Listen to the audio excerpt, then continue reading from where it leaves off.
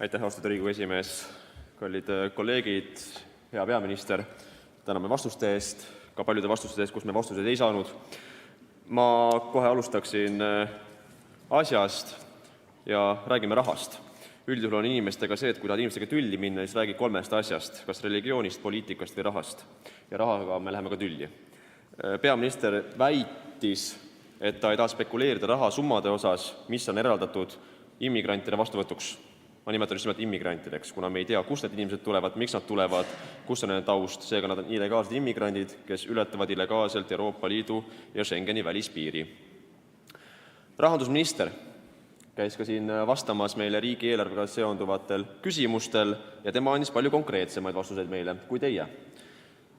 Hetkel on riigieelarvest eraldatud tema sõnul 3,22 miljonit eurot, mis jaguneb ministeeriumite vahel täpsemalt Siseministeeriumile 2,6 miljonit eurot, Haridus- ja Teadusministeeriumile 360 000 eurot ja Sotsiaalministeeriumile 260 000 eurot.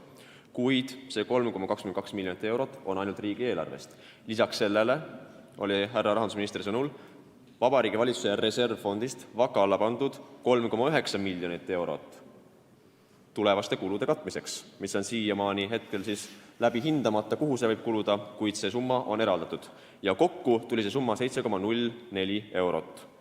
7,04 miljonit eurot täpsemalt. Seega konkreetsemad numbrid on täiesti olemas Vabariigi Valitsusel ja ma ei mõista, miks peaminister väldib sellistele küsimustele konkreetseid vastuseid, kui need on tal olemas tegelikult.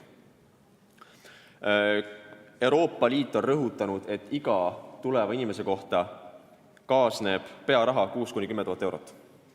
Siiamaani ei ole läbi räägitud täpsemalt ka siin suures saalis, kuidas jaguneb see 6-10 000 eurot, sest see on peaaegu kahekordne erinevus, et millise inimesest me saame 6 000 eurot ja millise inimesest kuni 10 000 eurot, mis on väga suur vahe.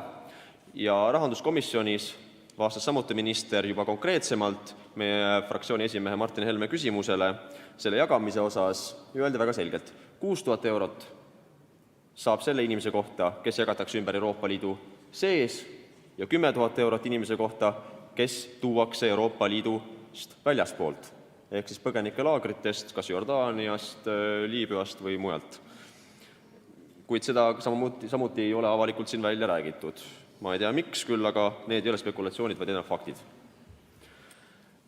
Samuti räägime rahast, siis kui me räägime, et see kriis on marginaalne, mis on väga kerge lahendada ja kõik Euroopa Liidud rõõmustavad ühes kooris, et oleme solidaarsed ja jagame koos immigrandid laiali, siis hetkel on numbrid sellised, et päevas kulub 1 miljon eurot Soomes immigrantidele ülalpidamiseks, vastuvõtuks, majutamiseks. Seega need summad on kolossaalsed ja varem või hiljem on Euroopa Liidu liikmesriigid sunnitud minema maksude kallale, et eelarvet tuleks ots otsaga kokku. See on lihtsalt vältimatu. Ma panin ka veel märkmeid juurde, mis puudutas peaministri vastuseid perekondade kohta. Nimetati spekulatsiooniks isikute kohta, kes võivad tulla tagantjärele Eestisse perekondade taasühinemise programmi läbi, milleks on neil täielikult legaalne õigus ja isegi võimalus, mida igaüks kasutaks. Ja sellest ma ka arvuti ei mõista, et kui arupärimistel on väga selgelt küsitud küsimus, sellele jäetakse lihtsalt vastamata ja öeldakse, et see on spekulatsioon.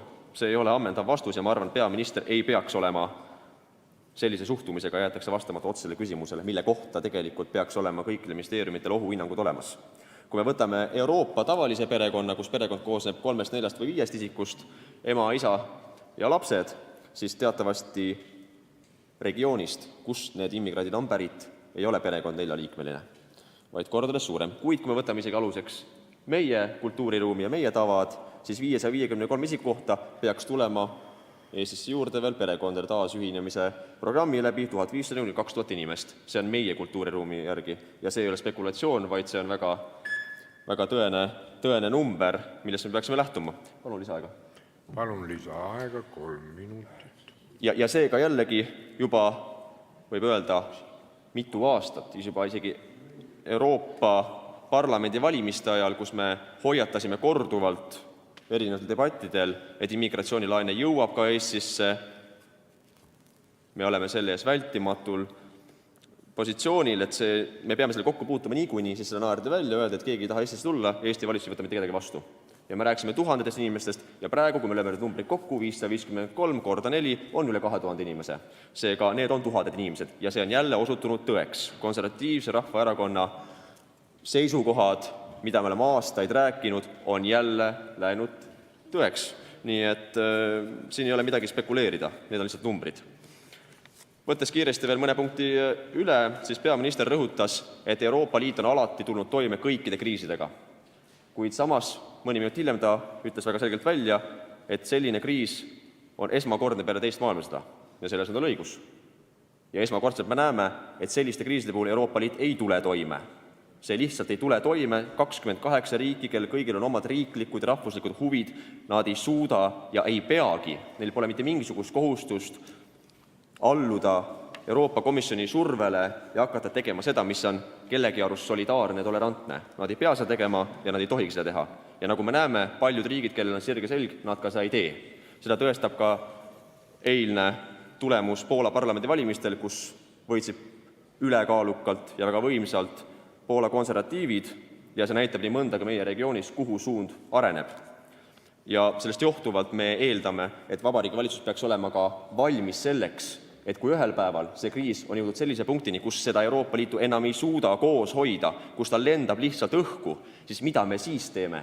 Kas teil on olemas kriisiplaan selleks, et mis on meie tegevuskava, kuidas taastada piirikontroll, kuidas saada riigieelarve otsaga kokku, kui enam pole kuldmunevaid Euroopa Komisjoni ametnikke? Minut aega on veel jäänud, siis jõuame ka ära mainida hirmutavad trükised sadades tuhandes. Kui mõni trükis on teid hirmutanud, siis me väga vabandame, me pole tahtnud hirmutada peaministrit, vaid lihtsalt hoiatada selle trendi eest, mis on valitsemas Euroopas. Ja kui me vaatame arvamusküsitlusi, siis 75–80% inimestest on samuti hirmunud ja mina oleks ka hirmunud tavavalijana, kui ma peaksin kuulama peaministri vastuseid, kus kõik on tema jaoks spekulatsioon, väikene kriis ja kus kõik on solidaarsed. See on väga hirmutav, kui ma vaatan, mis toimub Ungaris, Soomes, Rootsis. See on hirmutav, mitte meie trükised, kus me osutume faktidele, mis on tõeks osutunud terves Euroopas. Ja lõpetuseks arupärimistele vastamine. Te mainisite, et opositsioon, eks täpsemalt konservatiivne Rahvaerakond, eriti just immigratsiooni teemal, esitab pidevalt arupärimisi. Ja seda me teemegi, jäämegi tegema nii kaua, kuni me ei saa konkreetseid vastuseid ei eelarvesummas, ei pagulaspoliitika, immigratsioonipoliitika osas, kuidas seda lahendada, kui jäädaksegi rääkima demagoogitsevas stiilis lihtsalt, et kõik on spekuleerimine, siis nii kaua me esitame ka arupärimisi, jäämegi seda tegema ja jääte ka meile vastama. Aitäh teile ja ilusat tööpäeva jätku!